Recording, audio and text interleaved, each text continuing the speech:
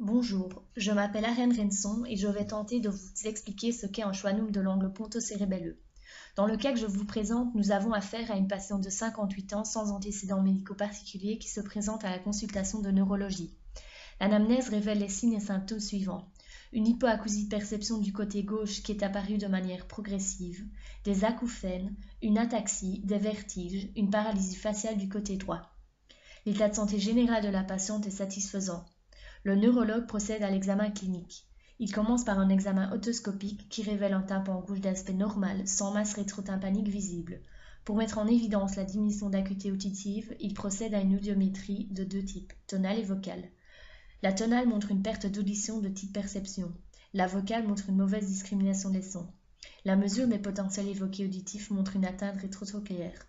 Ensuite, il soumet la patiente à des tests de mimique consistant à la faire sourire ou grimacer. Le médecin met en évidence une atteinte de la mimique de l'hémiphase droite. Ceci confirme la présence d'une paralysie faciale périphérique par atteinte du nerf 7 gauche. Le signe de Rombert est positif et signe la présence d'une atteinte vestibulaire. Il prescrit une IRM à la patiente qui met en évidence une tumeur de 15 mm occupant l'angle ponto-cérébelleux. Le neurologue confirme son diagnostic de schwannome de l'angle ponto-cérébelleux gauche. Le schwannome est une tumeur nerveuse bénigne, le plus souvent à contour net, développée à partir des cellules de Schwann au niveau de la gaine des nerfs. Pour rappel, la cellule de Schwann est une cellule de soutien du système nerveux périphérique qui est aussi responsable de la myélisation des axones. La gaine de myéline a pour rôle d'accélérer la conduction de signaux nerveux. Le point de départ de la tumeur est le plus souvent situé dans le conduit auditif interne, au niveau du nerf vestibulaire. Son développement est progressif et les symptômes de vertige ou de déséquilibre apparaissent tardivement. Lorsque la tumeur a rempli le conduit auditif interne, elle poursuit sa croissance dans l'angle ponto-cérébelleux où elle peut comprimer le nerf 7. L'image du haut à droite montre un tissu nerveux normal. L'image du bas représente un processus tumoral à limite nette au niveau du tissu nerveux. Passons aux aspects anatomiques. Le nerf cochléo-vestibulaire est un nerf qui transporte des informations sensitives. Il émerge dans le sillon bulbopontique. Il pénètre ensuite dans le méa acoustique interne avec le nerf facial dans lequel il se divise en deux rameaux. Le cochléaire est responsable du transport des fibres afférentes de l'audition. Du conduit auditif interne, il passe dans l'angle ponto-cérébelleux et termine son trajet au niveau des noyaux cochléaires antérieurs et postérieurs. Ensuite, nous avons le rameau vestibulaire qui transporte les fibres afférentes de l'équilibration.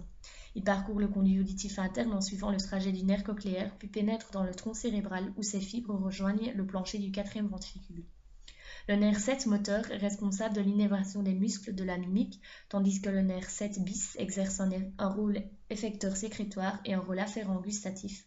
Intéressons-nous uniquement à leur trajet extra-axial qui est commun aux deux nerfs. Le 7 et le 7 bis passent dans l'angle ponto-cérébelleux et pénètrent avec le 8 dans le conduit auditif interne. Au fond de ce conduit, ils entrent dans le canal du nerf facial. Le nerf sort au niveau du foramen stylomastoïdien pour se diriger via la glande parotidienne vers la face. Prenant en considération les données décrites dans les dias précédentes, il paraît maintenant plus aisé de comprendre la physiopathologie d'un schwannome situé dans l'angle ponto-cérébelleux. Nous partons du schwannome. On ne connaît pas avec certitude les raisons de l'apparition de ce type de tumeur, mais elle est prépondérante chez les femmes à partir de 50 ans. La tumeur échappe au processus de régulation cellulaire et va provoquer une hyperplasie, une hypertrophie des cellules tumorales qui vont se faire au détriment des cellules de Schwann.